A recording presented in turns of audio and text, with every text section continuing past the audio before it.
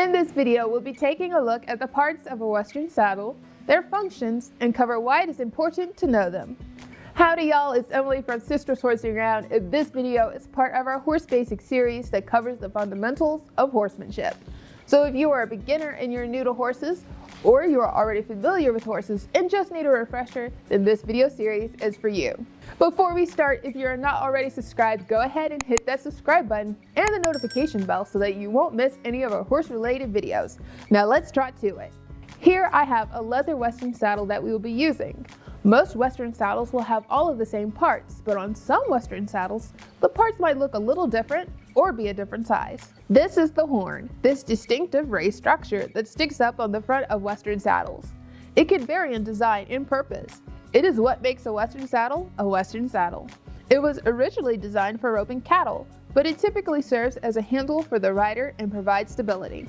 This is the swell, also known as the fork. It is the raised front part of the saddle. On many Western saddles, the swell serves as the anchor or base for the horn. It is also an important part of the saddle structure and design, and it plays an important role in rider stability by providing support to the rider, helping to secure them in the saddle during various maneuvers, such as stops, turns, and sudden movements. This is the seat rise. Beginning directly behind the swell, the seat rise slopes down to the seat. This is an important aspect of the saddle design, contributing to rider comfort and balance. It helps the rider maintain a centered and secure position in the saddle. The rise provides a slight incline that supports the rider's pelvis and helps in maintaining a stable seat. Something to know is that the degree of the slope on the seat rise can vary among different types of Western saddles. Some riders prefer a saddle with a more pronounced rise, while others may prefer a flatter seat. The choice often depends on individual riding preferences, the specific discipline, such as roping, cutting, or trail riding, and the rider's physical considerations. This is the hand hole. This hole that is behind the swell and at the top of the seat rise is designed as a built-in handle to allow you to be able to pick up your saddle and carry it. This is the seat. It's the flat or slightly dished area where the rider sits. The seat should be comfortable for the rider and positioned to allow proper balance. This is the cantle, the raised back portion of the saddle. The cantle provides support to the rider and helps secure the rider in the seat, especially during turns or sudden movements. The saddle tree. This is a part of the saddle that you can't see, but it is a very important part of the saddle. It is the foundational framework upon which the rest of the saddle is built. Think of it as like the skeleton of the saddle. It is the internal structure that provides shape, support, and distributes the rider's weight evenly across the horse's back. The saddle tree was originally made of wood, covered with rawhide, hence the name saddle tree, and it plays a crucial role in determining the overall fit and function of the saddle. When this part of the saddle is damaged or broken, the saddle becomes unusable. This is the gullet, the open space between the bars on the front side of the saddle. It is the area that allows clearance for the horse's withers, which are the elevated part of the horse's back located between the shoulder blades. The gullet is crucial for ensuring a proper fit of the saddle on the horse. The gullet should be wide enough to not pinch the horse, but not so wide that the swell rests on the withers. The swell should have 4 inches of wither clearance so that the saddle does not interfere with or press against the withers. If the gullet is too narrow, it can cause discomfort and pain for the horse and potentially lead to soreness or injury. When fitting a Western saddle to a horse, it's important to consider the width of the gullet and the slope of the bars in relation to the horse's conformation, especially the width and the height of the withers. The proper fit in the gullet ensures that the saddle sits correctly on the horse's back without causing pressure points or restricting the horse's movement. Gullet width can vary among different saddle styles and brands. The bars. The bars of the tree are the 2 long parallel pieces that run along the horse's back. This is another part of the saddle that can't be seen, but it is also important. The bars provide the primary contact points between the saddle and the horse. The bars also serve as the attachment point for the fenders. This is the saddle fleece, or shearling. The material used to cover the underside of the skirt can be made of 2 different materials: saddle fleece, which is made from synthetic fibers, and shearling, which is a natural tan hide with wool on one side. The purpose of saddle fleece and shearling is to provide cushioning, distribute the rider's weight evenly, and ensure a comfortable fit for the horse. This is the latigo carrier. The latigo carrier is typically located on the left side of the Western saddle. It is positioned on the seat jockey, and its purpose is to keep the latigo neatly in place and prevent it from hanging loosely. This not only contributes to overall appearance of the saddle, but also avoids interference with the rider's leg and the horse's movement. This is the seat jockey. The leather flaps on either side of the seat of a Western saddle.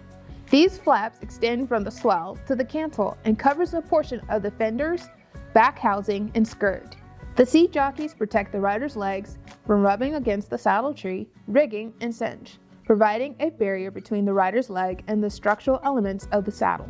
The seat jockeys also contribute to the stability of the rider in the saddle by providing a smooth and protective surface for the rider's thighs. Some saddle makers may include their brand logo or the rider's initials on the seat jockeys, allowing for personalization and brand recognition.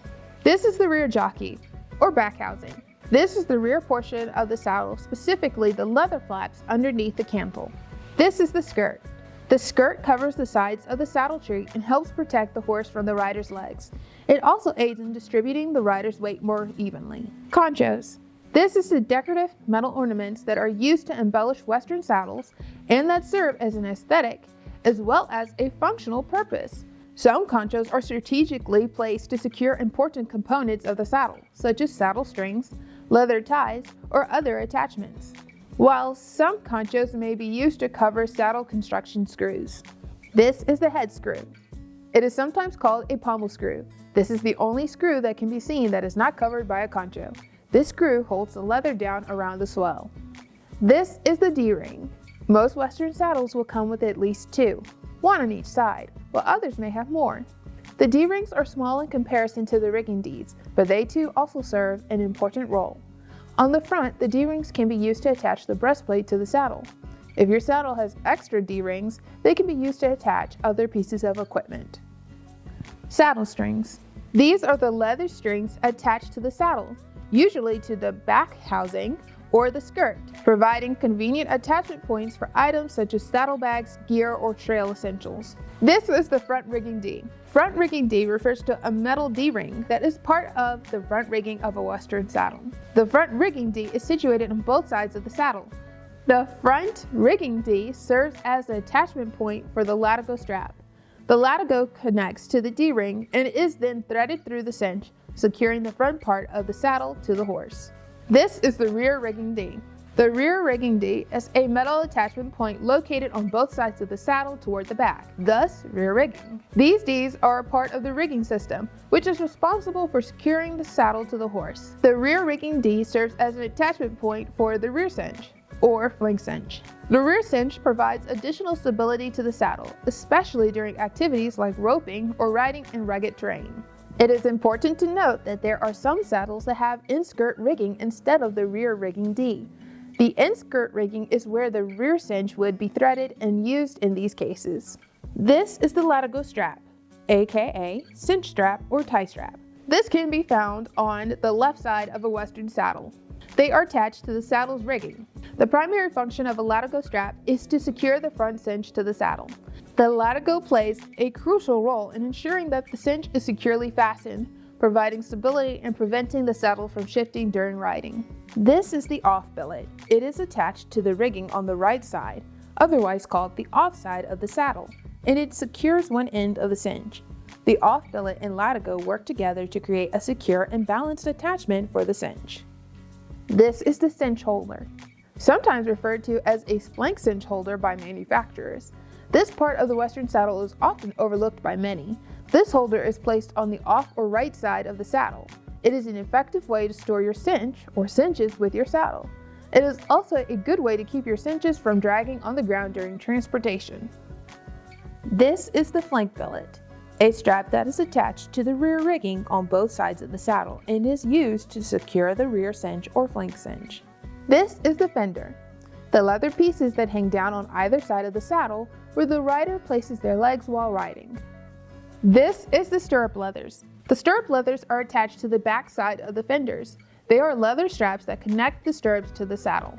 The stirrup leathers are adjustable to accommodate riders of different heights and leg lengths. This is the blevins. This is a type of quick-release stirrup buckle system commonly used on Western saddles. Blevins buckles allow for easy adjustment of stirrup lengths and secure attachment of the stirrups to the fenders. These buckles are named after their inventor, Raymond Blevins. This is the hobble strap. Hobble straps are located on each side of the saddle at the bottom of the fenders. They are positioned just above the stirrups. The primary function of hobble straps is to secure the stirrups in place. They prevent the stirrups from sliding up and down the stirrup leathers. This is the stirrup. Stirrups are the platforms where the rider places their feet. Stirrups provide support and stability while riding. Now, the following items are not structures made into Western saddles, although they are essential components to the use of Western saddles. These pieces of equipment are often sold separately from the saddle. This is the cinch. This piece of equipment is used to ensure that the saddle is securely fastened and stable on the horse's back. The cinch encircles the horse's barrel just behind the front legs. It is attached to the saddle's rigging system using the front rigging Ds. The cinch is a crucial part of the rigging, and it is secured using the latigo or tie strap and the off billet. This is the rear cinch. The rear cinch, also known as the flank cinch, is an additional strap that goes around the horse's belly. It is attached to the saddle using the rear rigging. While some Western saddles use only a front cinch, others may have both front and rear cinches, providing additional stability, especially in activities like roping or riding rough terrain. And that's all the parts of a Western saddle. Knowing the parts of a Western saddle is important for multiple reasons. Here are 7 reasons why you should be knowledgeable about the parts of a Western saddle. 1. Comfort and fit.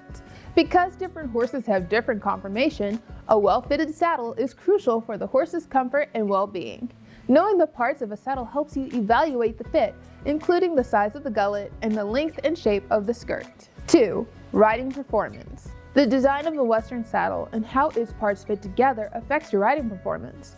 Understanding how the saddle influences your balance, stability, and communication with the horse allows you to make informed choices based on your riding style and goals. For instance, your saddle may fit your horse really well, but you notice that your stirrups are too short and you have no more holes left to lengthen your stirrups. With stirrups that are too short, your legs would be in the wrong position, potentially causing you to be unbalanced, as well as causing issues with giving cues to the horse. In this situation, you would have to replace the entire fender with a longer set. 3. Riding safety. Knowledge of the different parts of a Western saddle is essential for your safety and the safety of the horse. Understanding how the saddle is designed and how each part functions contributes to using it properly, thus minimizing the risk of accidents or injuries. 4. Tack selection. Western saddles come in various types designed for different disciplines, such as roping, cutting, barrel racing, and trail riding. Knowing the parts allows you to identify the specific features for each type of riding and can help you in choosing a saddle that is suitable for your riding activities. 5. Educated purchases. When buying a Western saddle, knowing the parts helps you make knowledgeable decisions. You can evaluate the quality of craftsmanship, materials used, and overall design, ensuring that the saddle meets your needs and expectations. For instance, you may want to buy a trail saddle, but have to choose between one that has just the front cinch and one that has both the front and back cinch. If you plan to ride on the mountains, then you would need to pick the one with the front and back cinch so that the saddle does not shift while going downhill. Because you know the parts of a Western saddle, you will be able to make a knowledgeable decision about which one would meet your needs. Or perhaps you are looking to purchase a training saddle and you need to decide between choosing a saddle that is made with rough out in the seat jockey and fenders, or one that is regular leather. Rough out is used to help riders be more secure in the saddle, which would be helpful in training horses. Knowing the parts of a saddle will help you to evaluate the materials used to make an educated purchase. 6. Saddle maintenance. Much the same reason as you would know the parts of a car, if something were to break or need repairing, knowing the parts of a Western saddle helps you to identify wear and tear, make necessary repairs, and properly care for each component, ensuring the saddle remains in good condition. For instance, fender, latigo, billet, concho, or fleece replacements are all common repairs for used old saddles. 7. Communication with professionals. When working with saddle fitters, trainers, or other equestrian professionals, having knowledge of saddle parts allows you to communicate effectively. You can express your preferences, address concerns, and understand recommendations regarding saddle selection and fit. So to sum it all up, knowing the parts of a Western saddle is crucial for horse and rider safety, comfort, and performance. It empowers you to make informed decisions about saddle selection, fit, and maintenance. All of this ultimately contributes to a positive and enjoyable riding experience for both you and your horse. I hope you found this video helpful, and if you did, please give it a like and share it so that others can learn too. Also, if you have any questions or comments, drop them down below. Once again, I'm Emily, and thanks for watching Sisters Horsing Around. Happy riding, and see you in the next video. Bye!